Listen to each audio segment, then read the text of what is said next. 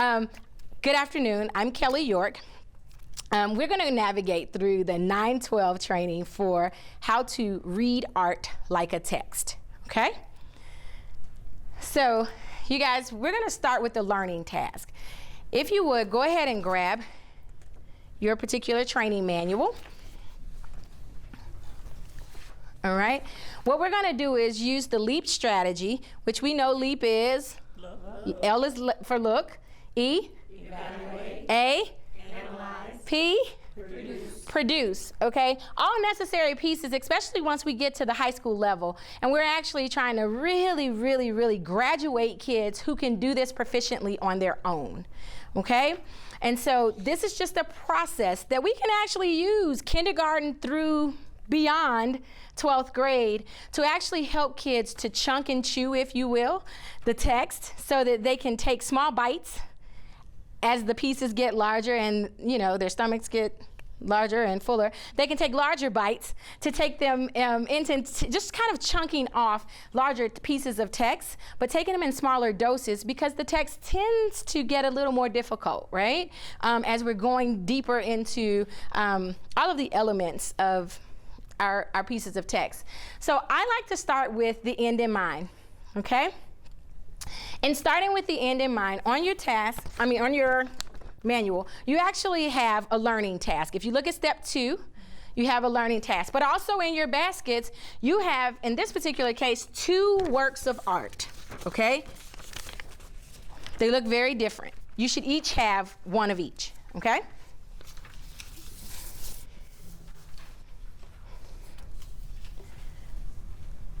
All right. So the learning task, you can follow along and I'll read that out loud for you. How does Hale Woodruff, and Hale Woodruff is the artist, okay? How does Hale Woodruff's choice of color, expression, and plane? And when we say plane, we're talking about the landscape of the image, okay? The foreground, which is that's happening. May I borrow yours?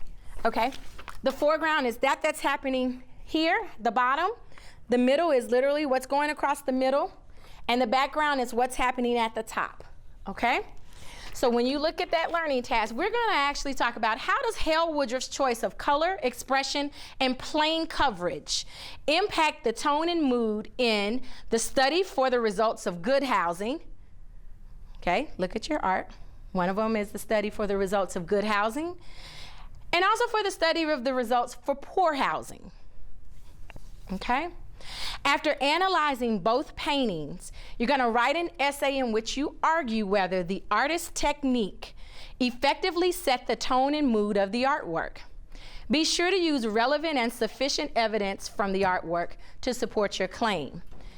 So, what kind of writing are we going to be doing? Argumentative. Argumentative, okay? Which means you got to take a stand. So are you guys ready to jump into the LEAP strategy? We know that LEAP is look. What's the L? Look. E? Evaluate. A? Analyze. P? Produce. When we're looking, I think somebody already said it, we're going to be noticing. What do we notice? When we evaluate, okay? Because sometimes, the reason why I go through this is sometimes we try to interchange evaluate and analyze. And so we want to be very clear when we're dealing with kids that they understand what exactly they're doing when they're evaluating, okay? Versus looking and versus describing or even analyzing and producing. Why? Because those verbs, if you will, they help kids to frame what they're doing. They help them to frame the learning, okay? So when we talk about evaluation, tell me your name. Gina. Gina, what are we going to be doing when you can put that in your own words, you can read it verbatim, or you can put it in your own words. What are we going to be doing when we're evaluating these images? Well, it's looking at the value that the image is going to add to their story. So okay. It's an overall looking at the image and the value that it's going to add. Do I like it? Do I not like it? Do I want to explore more? Do I want to go deeper, right? Putting a value on it, making a judgment call. Okay? What about analyze? What are those things, Cassandra, that we're going to do? Just looking at how the images help you glean the message that the artist is trying to give. Okay? Because like authors, artists are trying to tell us a story. They're telling a story. And so they want us to walk away with something. They don't just want us to look and say, that's nice, and keep moving, right? They want to, sometimes artists are taking a social stance. Sometimes they're trying to really just share an experience with us, broaden our horizons. They are giving us the virtual field trip, but we should also be going through our minds, what do they want us to walk away with? And when we analyze, we do question that. And then why do we need to produce something? Help me out, Gail. Something that shows that we understood what we saw, or helps us to understand it better, or helps us to show someone else what we got from it. And by that product being intentionally planned, as the facilitator of learning, what does that help me do? As remember, we're going to be switching our hats from participant as 3-5 experiencing it, and then we're also going to switch it to facilitators of learning, because you guys are charged with the task to take this and go back and work through it. As facilitators of learning, what is the importance of the product being intentionally designed? Check for understanding. Checking for understanding. And it helps me as a facilitator of learning to adjust where I need to adjust. Why are we doing this? Keep that at the forefront. Why are we doing this? What's the lens that we're looking through? This is the lens that we're going to be looking through in order to analyze this.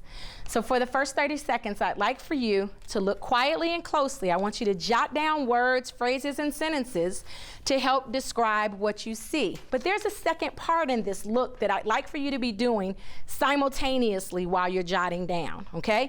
But the first look, you will do nothing but absorb the art. Okay? Once we get past that and I give you those 30 seconds, some of you have already started absorbing, we're going to use the strategy claim, evidence, and reasoning to speculate about what is going on in the pictures. Share aloud all speculations. We will do that in a minute.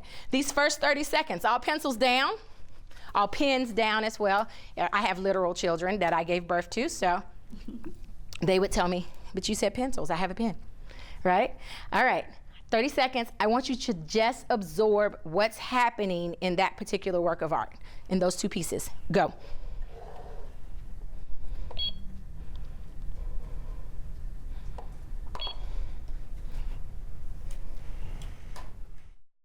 Five, 4, 3, 2, and 1.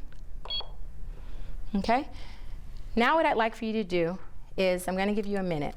I'd like for you to actually write down claim, evidence, and reasoning. That's the strategy itself, okay? All I'm asking you to do right now is, what are several claims? You may already think about the learning task and maybe what your position is. However, right now I just want you to kind of brainstorm, what are some options? You may not have already come to the conclusion on where you stand. So you're gonna actually jot down claims and use evidence from the actual art, and then the reasoning behind why do you think the artist chose to do that. So for example, you see the bright red house in the back, and it's a smaller house. It looks, some people might describe it as a shack, okay? Why was red chosen for that particular piece? So my claim is going to be that I think that the artist chose red or made the shack red because he wanted it to stand out, especially up on the hill. Red is a strong, bold color. And so my reasoning would be because red is a strong, bold color. Okay? Does that make sense? All right. You're going to do that with the two works of art. I'll give you a minute for each. Okay? You may begin.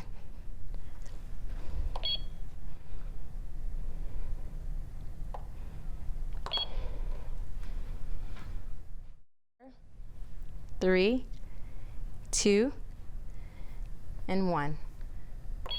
All right, while your juices are still flowing, now, so that gave you an opportunity to actually kind of put down a lot of different claims. What are some things that we came up with? Lindsay? In the first painting, one of the claims was that the bathrooms are not adequate, there's lack of sanitation, and that the trash shows that there's, this is kind of the only source of anything entertaining, because I see the girl looking through the trash and the boy sitting on it. Okay. Anybody else have a different claim with evidence and reasoning that they'd like to share? Cassandra? I noticed. I I said saw both of your hands. green grass. I see flowers. You can't hear. Can you speak up, Green please? grass, flowers, and plants. I felt like it represented life. Okay. So she saw green grass, what would you say, flowers and plants. She felt like it represented life. That's why that artist used that. Georgia, I think I saw your hand. In the poor housing, the mood or the attitudes on the faces of the characters all seem to be depressed or lifeless, lacking hope. Okay. They look down in many cases. All right. So I saw kind of the barren land. I didn't hear everything said there, so I don't know if that was said, but I saw kind of wasn't? the barren land and the poor housing, not representing a lot of hope and life and thriving. Okay. And so when we think about the reasoning, okay, think about what was shared out loud. I'm going to come back to each one of you that shared out loud. Why do you think the artist made those conscious decisions to portray the images in that way?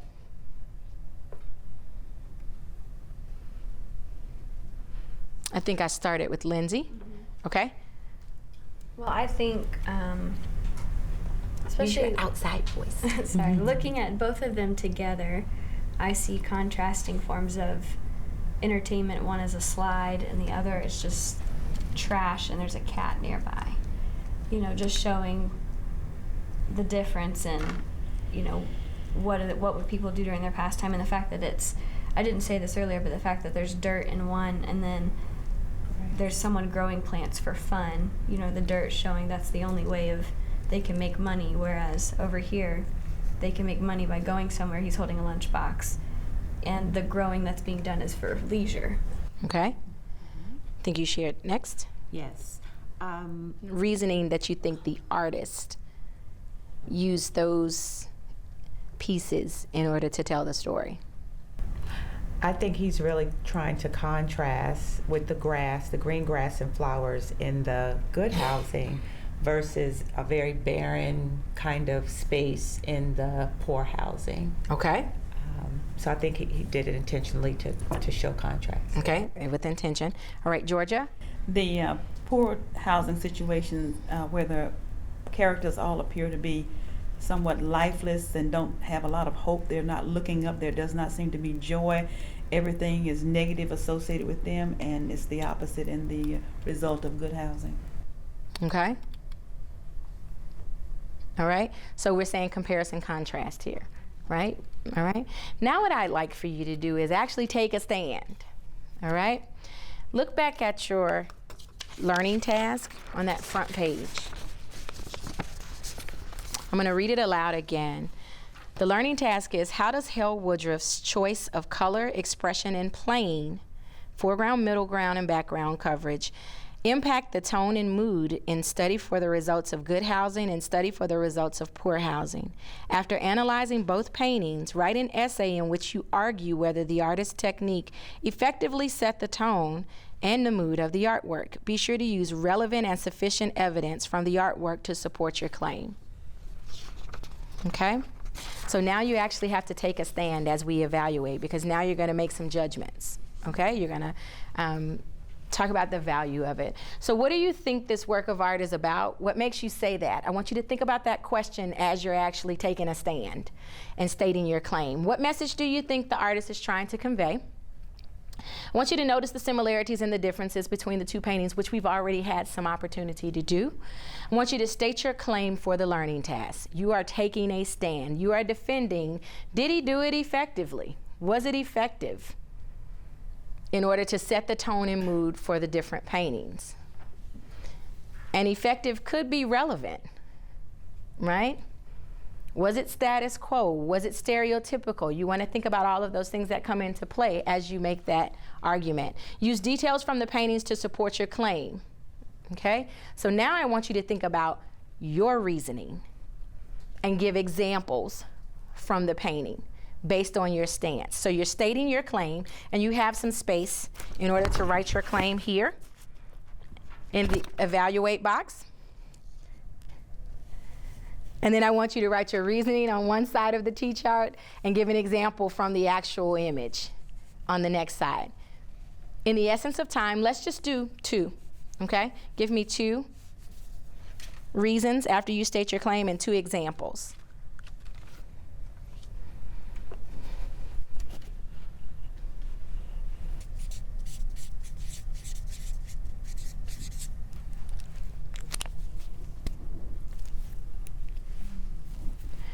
Did I have anyone who stated a claim and took a stand for the poor housing, using the poor housing as the base? Nobody in the room.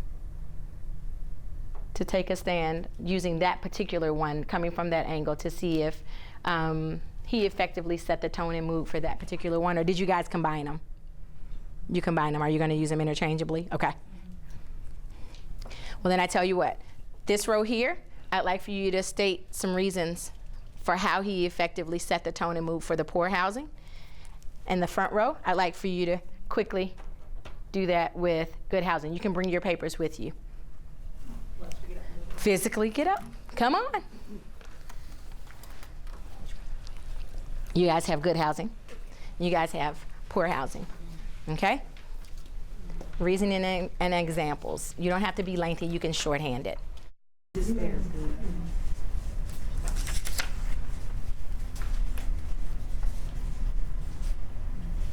Planting flowers. Maybe jot down about 2 more reasons and examples. Yeah, I feel that you need that. Okay. And presents, because just like they were happy. You could tell. So I'm going to shift you from participant real quickly and put on your facilitator's hat. What's the benefit of this before we start producing and analyzing? What's the benefit of having you guys to chart the thinking based on the task? Other students are able to see ideas that may be different from theirs. And for students who struggle to come up with their own ideas for writing, it can kind of give them a jump off point or a start off point for something that maybe they didn't think about. Okay. Anything else? It ensures that the person is going to participate in the critical thinking process that needs to take place to understand. And so often we think that anchor charts only happen in elementary school. They still need support at 9 through 12. Okay? And so 9 through 12, we're still on. We're still on and responsible for helping them to dig deeper and really be able to critically analyze text using all measures. But they also still need the support, right? And so this allows them to have tools readily available when we get them into the part where they're actually producing the writing to be successful. I don't know about you, but when I was in the classroom, I often would get back the essays and think, were they in the same class? I know I taught. But then as I knew better, I did better, and I could reflect on how did I set them up for success in order to actually give me what I needed for them to show me that they were actually pulling apart the complex text in a way that said that they understood it without me feeding them too much. Does that make sense? All right, so you guys had an opportunity. Look at the analyze. Those particular 6 questions, now we're starting to really get at the heart of, well, what are your feelings about this? Why did this artist even create this? Who was it for? So just to give you a nugget behind it, good housing and poor housing, Hal Woodruff gave this to the housing commissioner in Atlanta at the time when they were changing and renovating and updating and modernizing Herndon homes here in Atlanta, Georgia, which is also that area, used to be the area over there where the Falcon Stadium was.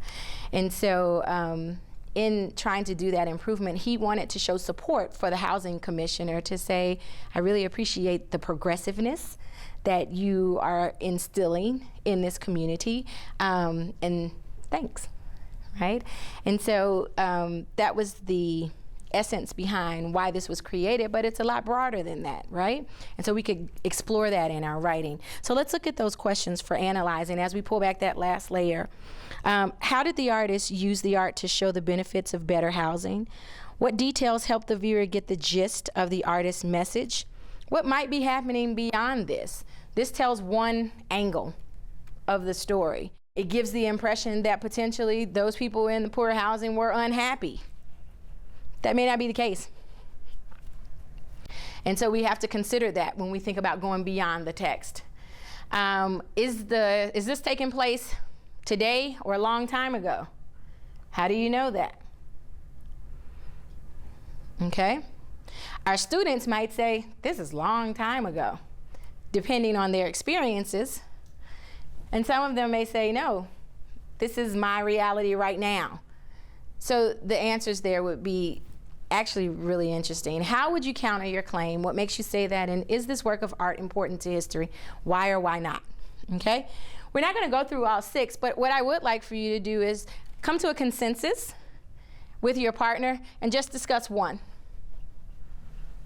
You have about 30 seconds for both to share the air. Thank you. You may begin. Purple and red The and white. students, And they we see may say purple that and red and the poor housing was a long time ago because they don't see outhouses and shacks differently due to anymore. the shadows and markings. So what you would do is actually take this conversation, take the graphic organizers, take the anchor charts to actually create a wordless comic strip. Okay? Wordless in that we've already done the words and we'll use the words in our writing, but the wordless comic strip allows you to actually depict what's happening with your own thinking. Okay? And so if you will,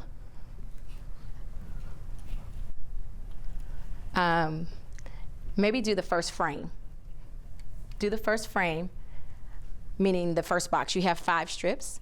And so your task was actually to create a wordless comic strip to show what you used to think about poor versus good housing and how you think about poor versus good housing now. I'm shifting gears now. You would actually pair this with an article and maybe 2 to bring them in to add the layers in order for your students to effectively give you this comic strip, okay? But you guys are savvy enough that I think we're going to actually try the wordless comic strip. You can use stick people. This is not to be put up in the art gallery, okay? So if you don't draw, it's okay. Use whatever means you need. You're actually giving me an example of what you used to think, but now I think. That's the strategy you're using to create that comic strip. Begin.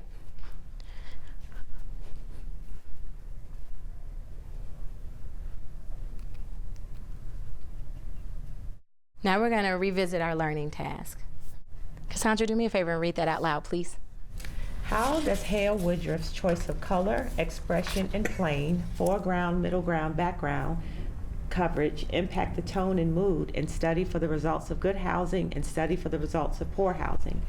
After analyzing both paintings, write an essay in which you argue whether the artist's technique effectively set the tone and mood of the artwork. Be sure to use relevant and sufficient evidence from the artwork to support your claim. All right, you have some background information. You've gone deeper into those particular works of art. I'd like for you to write only the thesis statement. Make sure to include your claim there. Think about the evidence that you've gathered. Think about the examples. You can use the anchor charts.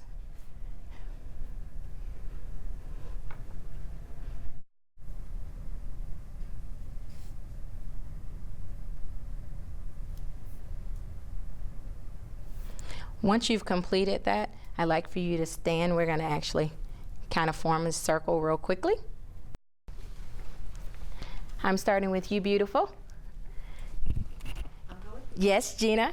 Gina is going to, she's just tagging and we're coming around. Read your thesis statements. Go. Hal Woodruff uses a range of colors, characters, and landscape to contrast housing environments. He used a stark contrast in colors of environments and characters' faces to depict moods in regards to housing. Hal Woodruff's use of Speak sparkling loudly, light. please. Hale Woodruff's use of dark and light colors effectively set the tone and mood for the artwork in both of his paintings related to housing. In Hale Woodruff's study for the results of good housing, Woodruff contrasts the use of harsh tones to highlight the forlornness of the inhabitants of the poor housing with more pleasing colors to reflect hope and engagement in a more positive light. Georgia? Woodruff dramatically depicts the result of poor housing on individuals and their environments through intense and contrasting colors, blank expressions of characters, and degrees of the plane to show lack of productivity and fruitfulness.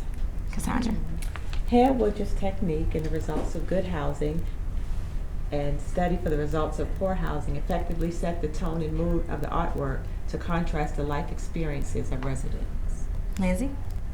Hale's contrasting artworks provide hope for those living in poverty because if their basic needs for shelter are met, they are unburdened to focus more on other things like education, entertainment, and working. Dee Dee?